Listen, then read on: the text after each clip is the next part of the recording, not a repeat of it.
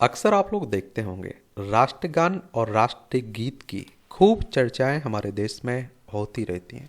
तो इसके बारे में हम लोग एक सामान्य जानकारी देखते हैं और राष्ट्रगान बजाने के लिए प्रोटोकॉल और परंपराएं आखिर क्या है उन पर भी बात करेंगे और सिनेमा घरों में राष्ट्रगान बजाना इस पर भी बात करेंगे हम लोग। और राष्ट्रगान के सम्मान की रक्षा के लिए क्या उपाय हैं उन पर भी हम लोग बात करेंगे। 3 तारीख आप लोग जरूर याद रखिएगा। एक 15 अगस्त, क्योंकि 15 अगस्त को हम लोग स्वतंत्रता दिवस मनाते हैं। 15 अगस्त 1947 को हमें आज़ादी मिली थी। 26 नवंबर 1949 में आपका संविधान बनकर तैयार हो चुका था, कुछ प्रावधान भी आ चुके थे। तो हर साल 26 नवंबर को आप लोग संविधान दिवस मनाते हैं। 26 जनवरी 1950 में पूरी तरह से संविधान लागू हो चुका था और एक गणतंत्र के रूप में हम लोग स्थापित हो चुके थे। इसीलिए आप देखते हैं कि 26 जनवरी को हर साल आप लोग गणतंत्र दिवस के रूप में मनाते हैं। राष्ट्रगान और राष्ट्रगीत, जनगण मन ये राष्ट्रगान है आपका। गीत मूल रूप से रविन्द्रनाथ टैगोर द्वारा बंगला भाषा में रचित था 1911 में। इसे हिंदी में भारत के राष्ट्रगान के रूप में अपनाया गया है और इसे पहली बार 27 दिसंबर 1911 को भारतीय राष्ट्रीय कांग्रेस के कलकत्ता अधिवेशन में गाया गया था। जो कांग्रेस की बात हो रही ना, एक संगठन हुआ करता था पहले, बाद में ये राजनीतिक पार्टी बन गई। 28 दिसंबर 1885 में इसकी स्थापना हुई थी।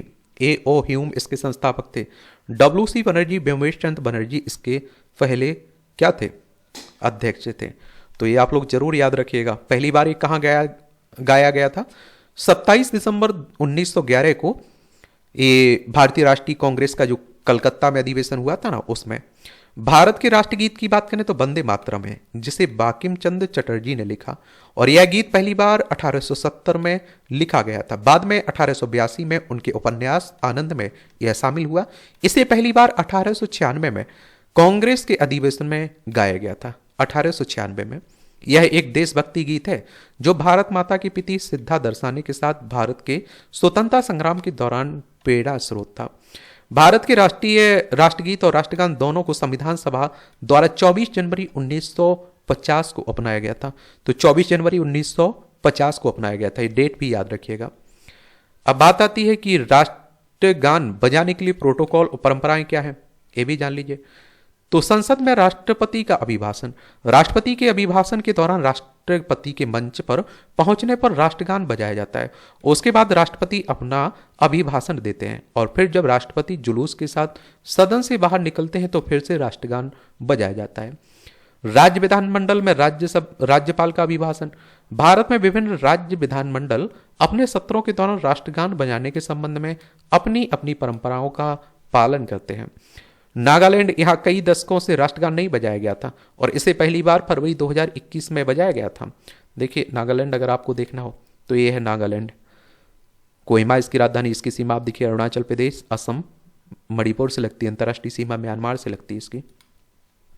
त्रिपुरा विधानसभा में राष्ट्रगान पहली बार मार्च 2018 में बजाया गया था, जो इसकी औपचारिक प्रथाओं में हाल ही में हुए बदलाव को दर्शाता है। तमिल, इसमें एक अनूठी परंपरा का पालन किया जाता है जहां राज्यपाल के अभिभाषण से पहले राज्यगान तमिल थाई वजू बजाया जाता है और अंत में आप देखिए राष्ट्रगान बजाया जाता है। यह प्रथा वर्ष 1991 से शुरू की गई थी और इससे पहले राज्यपाल केवल प्रवेश करते थे और अभिभाषण देते थे और ऐसी औपचारिक प्रथाओं के बिना चले जाते थे। अब बात आती है कि सिनेमाघरों में राष्ट्रगान बजाना। तो श्याम नारायण चौक से बनाम भारत संघ 2018 के मामले में सर्वोच्च न्यायालय यानी कि सुप्रीम कोर्ट की बात हो रही। संविधान के अनुच्छेद 124 के तहत सुप्रीम कोर्ट की स्थापना की बात की गई। 28 जनवरी 1950 में इसकी स्थापना हुई थी। तो सर्वोच्च न्यायालय ने 2016 में एक अंतरिम आदेश पारित किया था और जिसमें भारत के सभी सिनेमाघरों को फिल्मों की शुरुआत से पहले राष्ट्रगान बजाने का निर्देश दिया था और जिसमें उपस्थित लोगों को खड़ा होना आवश्यक था। हालांकि जनवरी 2018 में अपने अंतिम निर्णय में न्यायालय ने अपना रुख संशोधित करते हुए कहा कि सिनेमाघरों में फिल्म शुरू होने से पहले राष्ट्रगान बजाना अनिवार्य नहीं बल्कि वैकल्पिक है। अब बात आती है राष्ट्रगान के सम्मान के लिए क्या उपाय है। तो संवैधानिक सिद्धांत, मौलिक कर्तव्यों से संबंधित भारतीय संविधान की धारा 51A में कहा गया है कि भारत के प्रत्येक नागरिक का यह कर्तव्य होगा कि वह संविधान का पालन करे, उसके आदर्शों, संस्थाओं, राष्ट्रध्वज और राष्ट्रगान का सम्मान करे। जिस तरह से संविधान के भाग 3 में आप लोगों को मौलिक अधिकार दिए गए ना, उसी तरह आप देखिए संविधान के भाग 4 काम है, आपको क्या दिए गए, मौलिक कर्तव्य दिए गए, उन्हीं की बात हो रही है। राष्ट्रीय गौरव अपमान निवारण अधिनियम 1971। तो आप देखेंगे कि ये राष्ट्रीय गौरव अपमान निवारण अधिनियम में राष्ट्रगान का अनादर करने, इससे प्रतिबंधों को तोड़ने पर कठोर सजा का प्रावधान है, जिसमें 3 वर्ष तक का कारावास या जुर्माना या दोनों हो सकते हैं।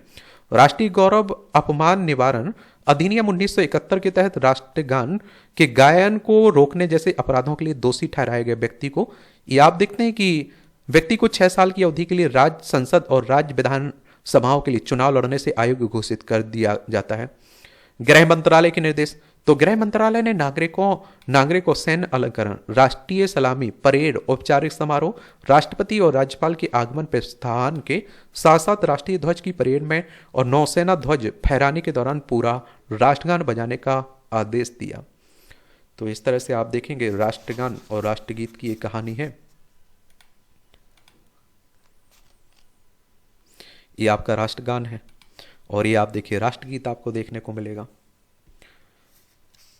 आपका कोई सुझाव हो मेरे लिए, सवाल हो तो आप लोग बता सकते हैं। धन्यवाद।